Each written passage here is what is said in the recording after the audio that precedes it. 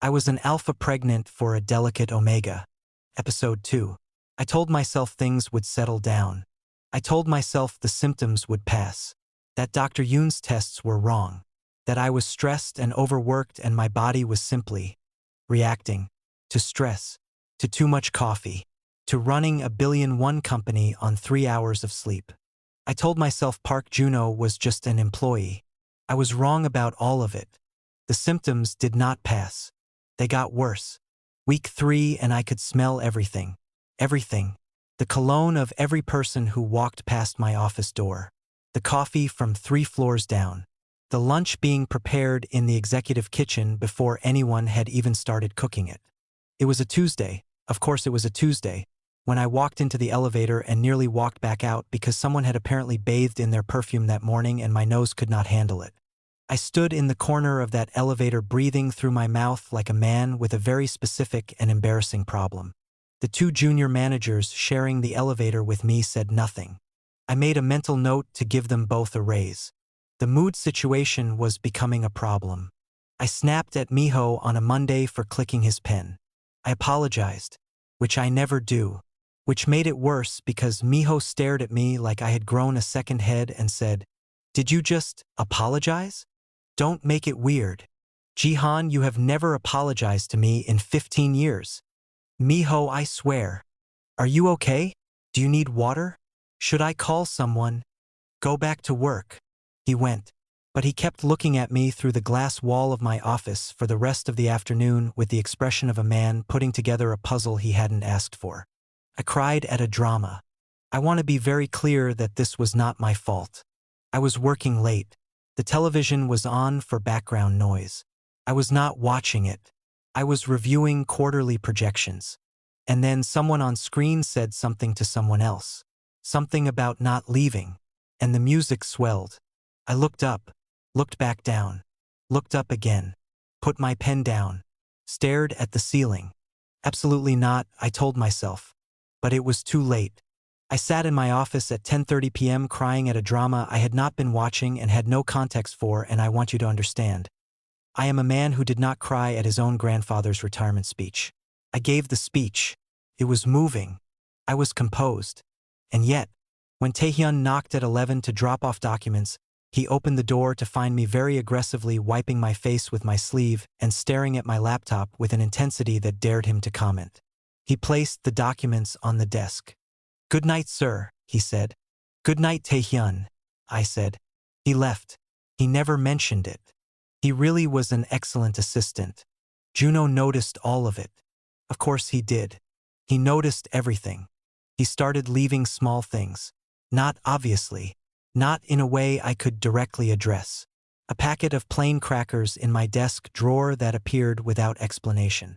A small bottle of water always on the corner of my desk when I arrived in the morning. The ginger tea had become a quiet routine, appearing on my desk on the days I looked particularly pale without a word exchanged. One afternoon I looked up from my work and found him standing at my office door.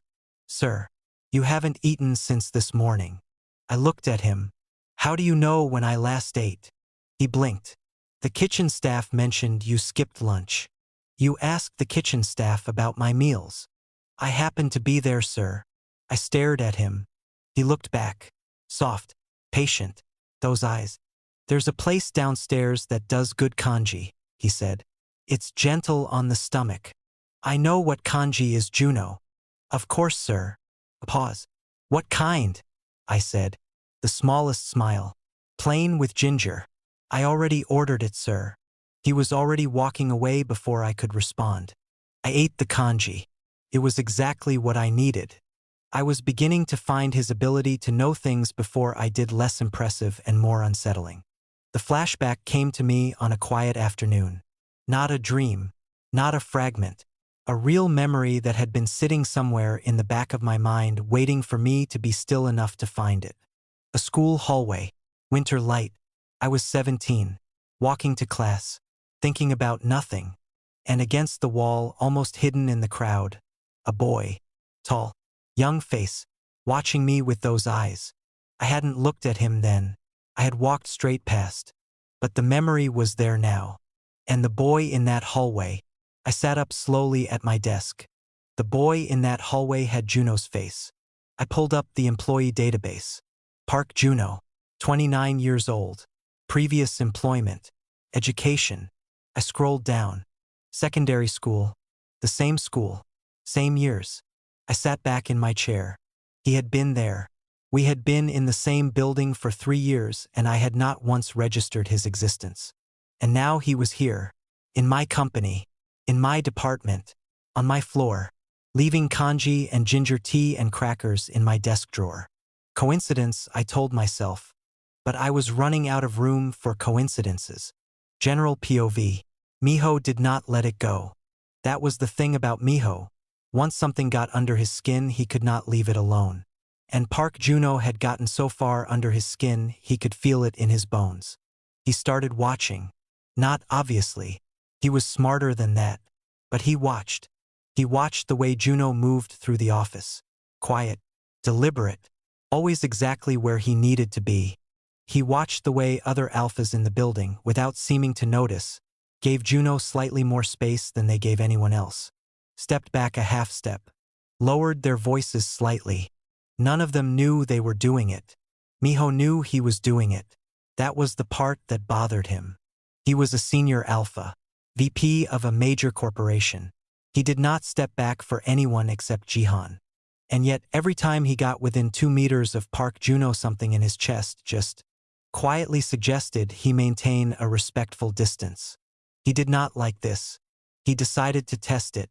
He walked up to Juno's desk one morning. Stood close. Closer than was necessary. Crossed his arms. Juno SSI. The Henderson Report. My office. Now. Juno looked up. His expression didn't change. Still soft. Still pleasant. But something in the air shifted. Just slightly. The way a room shifts when a window opens somewhere far away. Pressure change. Subtle. Miho felt his shoulders want to drop. He locked them in place through sheer will. Juno stood up slowly. Smiled. Of course, VP Choi. He walked past Miho toward the elevator. Miho stood there for 3 seconds. Then followed. In the elevator he stood as far to one side as the space allowed and stared straight ahead and thought very seriously about his life choices. Juno stood on the other side looking at his phone with complete serenity. The elevator doors opened. After you, Juno said pleasantly. Miho walked out first. He called Jihan that evening. Jihan didn't answer. Again. Call me back, Miho said to the voicemail. It's about your employee, the tall one. I think something is wrong with me. Or him. Possibly both. He hung up. Sat in his car. Thought about it. Both, he decided. Definitely both. Back to Jihan. I found the photo by accident. I was going through old files on my personal laptop. Documents from university, old project folders, things I hadn't opened in years, when I found a folder of scan school photographs. I didn't even remember saving them. I opened one. A group photo. Year 3. The whole cohort standing in rows outside the main building. I found myself in the back row immediately. 17. Already looked like I owned the place. And then my eye moved. 3 rows forward. Slightly to the left. Tall. Even then. Slim. Young face turned slightly toward the camera but not quite looking at it. Looking at me. I zoomed in. Park Juno. 17 years old. In the same photograph I had been in for 12 years without ever noticing him. Looking at me. I stared at that photograph for a long time. Then I closed the laptop. Sat back. The kanji. The crackers. The ginger tea. The same school. The company dinner. The morning after. The water and the medication on my nightstand. Someone should make sure you get home safely, sir. I've got you. 12 years. I opened my laptop again. Looked at the photograph. At those eyes looking at me across 12 years of distance. How long? I said quietly. To no one. To him. Wherever he was. How long have you been doing this? I called him into my office the next morning. He came in. Stood across the desk from me. Hands clasped lightly in front of him. That face. Those eyes. Patient. Like always. I looked at him for a moment. How do you take your coffee? I said. He blinked. Sir, your coffee. How do you take it? Ah, black. No sugar. I nodded slowly. Sit down. He sat. I looked at him. We went to the same school, I said. Something moved in his eyes. Fast. Controlled. Did we, sir? He said. Mildly. I didn't realize. I looked at him. He looked back. Soft. Patient. Completely steady. The most composed liar I had ever sat across from. And I had sat across from a lot of liars in boardrooms. Is that so? I said. Yes, sir, he said. I held his gaze for a long moment. Then, that will be all. He stood. Of course, sir. Turned to leave. Juno. He paused. Looked back. I studied his face. That careful softness. Those eyes that gave nothing away. Why this company? I said. Out of everywhere you could have gone. A beat. The smallest smile. Like something private. The opportunities seemed right, sir, he said. He left. I sat in my empty office.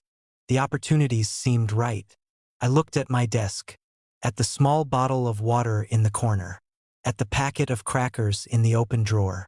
At the empty space where a ceramic cup of ginger tea usually sat. I almost laughed. Almost.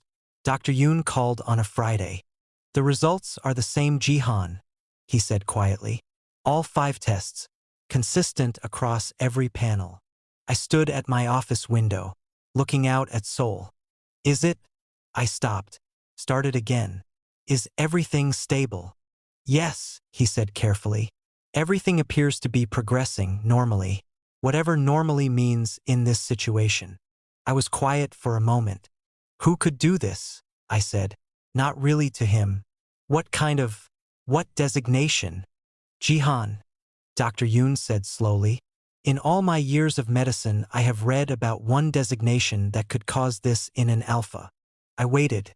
They are extraordinarily rare, he said. Most people believe they don't exist at all. They are called. My office door opened. Juno, with a cup of tea. He stopped when he saw me on the phone, mouthed sorry and moved to place it quietly on my desk. I watched him. He moved carefully, quietly, set the cup down without a sound, glanced up and caught my eye, smiled softly, turned to leave. Doctor, I said quietly into the phone. What are they called? Enigmas, Dr. Yoon said. Juno's hand was on my door handle. They are called enigmas. Juno opened the door. They are so rare most people go their entire lives never encountering one. And the few who do, Dr. Yoon paused, often don't realize it until it's too late.